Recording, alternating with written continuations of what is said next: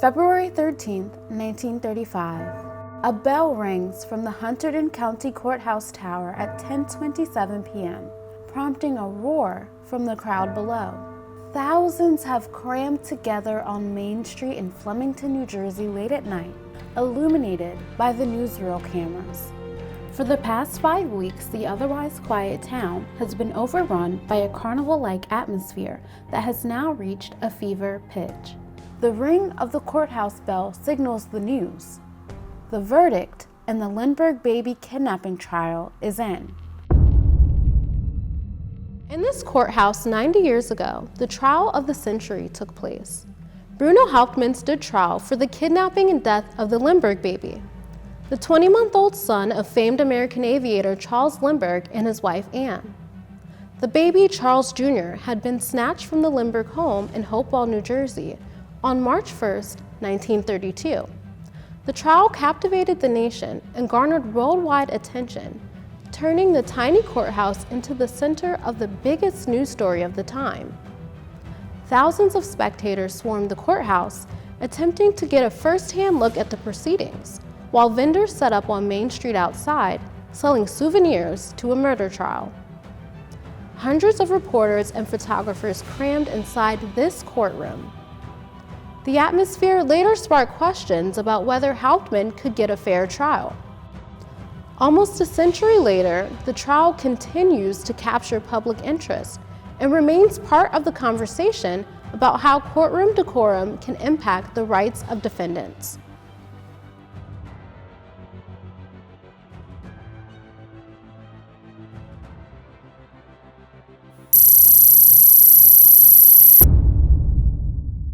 On May 20th, 1927, aviator Charles Lindbergh takes off from Long Island's Roosevelt Field in a quest to become the first man to fly solo across the Atlantic Ocean.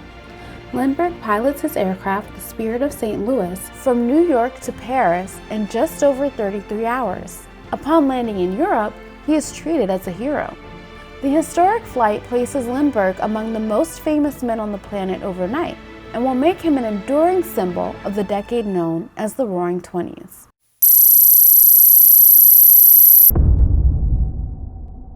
In the 1930s, the Lindbergh name captures the world's attention once again, but this time for entirely different reasons. The Lindbergh's firstborn infant son, Charles Jr., mysteriously vanishes, stolen in the night from his crib in the Lindbergh home, in a remote area near Hopewell, New Jersey. A ransom note demanding $50,000 is found. The only other traces of evidence left behind are muddy footprints and a ladder that had been propped against a wall near the window to the Lindbergh nursery. One of the steps to the ladder has been broken. Lindbergh and Dr. John F. Condon meet in a cemetery with the man who claims to have information about the baby's whereabouts. The $50,000 ransom is paid in marked gold certificates, but the location disclosed by the supposed kidnapper turns out to be a farce. The search continues. May 12, 1932. 10 weeks after the kidnapping, the worst fears of the Lindbergh family are realized. The body of Charles Jr. is found in a wooded area 4.5 miles from the family's home. It is later determined that he had died the night he was taken. President Hoover authorizes the FBI to investigate. More than 2 years will pass without an arrest. Finally, a breakthrough. German-born carpenter Bruno Richard Hauptmann is caught trying to cash out a gold certificate that matches the serial numbers from the ransom payment. He will soon be indicted for murder and extortion. On January 3, 1935, thousands descend on Flemington looking for ringside seats to the start of what is being called the trial of the century. The 50 rooms at the Union Hotel across the street from the Hunterdon County Courthouse have been sold out for months. Admission tickets are handed out by the county sheriff, red for journalists and photographers, white for officials and members of the bar. Others wait in the pre-dawn cold for the remaining seats. Vendors sell autographed pictures of the Lindberghs. The signatures are forged, as well as necklaces with replicas of the latter used in the kidnapping. One man snips his hair and sells Lindbergh baby locks. Inside the courthouse, 500 people shoehorn their way into a space meant to accommodate a third of that number. The 30 by 45-foot courtroom, with its high ceilings and large windows, suddenly appears small as 120 cameramen maneuver their way around the courtroom. Among the throngs of newsmen are world-famous gossip columnist Walter Winchell and legendary journalist Damon Runyon. The case against Hauptmann is heard in Orphans Court, as 71-year-old Supreme Court Justice Thomas W. Trenchard presides. Prosecution lawyers led by Attorney General David T. Wilentz sit close to the jury box around a table in front of the railing. Charles Lindbergh sits 4 chairs away from Hauptmann. When he leans forward to speak with the state's attorneys, a shoulder holster with a pistol is visible. A jury of 8 men and 4 women is selected. Among them, a machinist, an insurance salesman, a worker at a civilian conservation corps camp, a railroad worker, 2 farmers, a widow, a stenographer, and 2 housewives. The evidence against Hauptmann is considerable. Among the items found in his home, $13,000 in gold certificates, ransom notes, several items that Hauptmann admitted to purchasing with the ransom money, and the same Dodge sedan that was reportedly in the area of the Lindbergh home the day of the kidnapping. A group of expert witnesses will testify that Hauptmann's handwriting matches the handwriting on the ransom notes, that the tool marks on the ladder outside the Lindbergh home match Hauptmann's tools, and that the wood on the ladder matches the wood used for Hauptmann's flooring. The trial lasts 32 days. More than 160 witnesses are presented.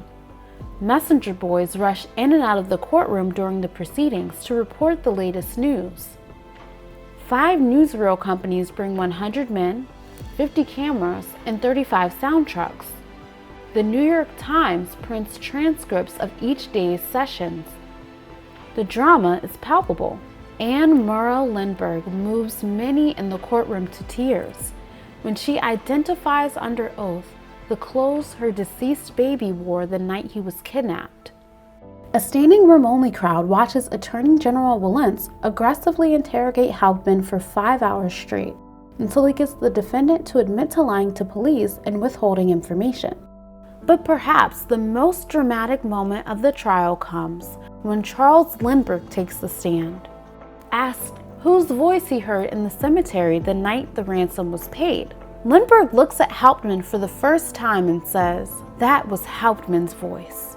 Later, in his closing argument, Attorney General Wilentz tells the jury, "If it is good enough for Colonel Lindbergh under oath, if Colonel Lindbergh says to you, 'That is the man who murdered my child,' men and women, that is good enough." As the trial concludes its 5th week, the proceedings appear in newsreels at first-run theaters throughout New York City. When Judge Trenchard finds out, he orders all camera equipment removed from the courtroom for the rest of the trial. After the Lindbergh trial, news cameras will be banned from virtually every trial in America for the next 60 years. Outside the Hunterdon County Courthouse, the crowd chants, "Kill Hauptmann," in anticipation of a verdict. A rock is thrown through a courthouse window. An assistant to the sheriff climbs the courthouse stairs to the cupola, where he rings the 125-year-old bell to signal the jury has made its decision. At 10:45 p.m., Judge Trenchard returns to the bench and asks the jury and the defendant to rise. Hauptmann is found guilty of murder in the 1st degree. Judge Trenchard pronounces the death sentence immediately afterward. A messenger boy shouts the news from a 2nd-story window. Charles and Anne Lindbergh are not at the courthouse and listen on the radio as a newscaster declares, "You have now heard the verdict in the most famous trial in all of history." Hauptmann was executed on April 3, 1936, at the state prison in Trenton, New Jersey. But the public fascination with the Lindbergh baby kidnapping trial continues. The events of the trial continue to change our court system. Expert witnesses, now commonplace in murder trials, played a significant role to a degree not seen before, as wood specialists and handwriting experts confirmed some of the key evidence against Hauptmann. The use of cameras inside the courtroom and the highlight reels that aired at movie houses during the trial raised questions about whether Hauptmann received a fair trial. In response, the American Bar Association adopted Canon 5, banning the use of cameras in the courtroom for the next 60 years. David Wilentz would serve 9 more years as Attorney General. His son Robert would grow up to become the Chief Justice of the New Jersey Supreme Court from 1979 to 1996. And nearly 90 years after Hauptmann's execution, legal advocates continue to push for a new trial to clear his name. Today, the historic Hunterdon County Courthouse looks much like it did during the trial. The jury box, the small witness chair, and the defense and prosecution tables are still there, conjuring up the ghosts from the winter of 1935 when the world was fixated on the drama unfolding in the courtroom. There are even old copies of the Hunterdon County Democrat newspaper with headlines from the trial in an office outside the courtroom. Portraits of Justice Trenchard and Attorney General Wilentz adorn the old walls. In Flemington, the Lindbergh trial is still the trial of the century.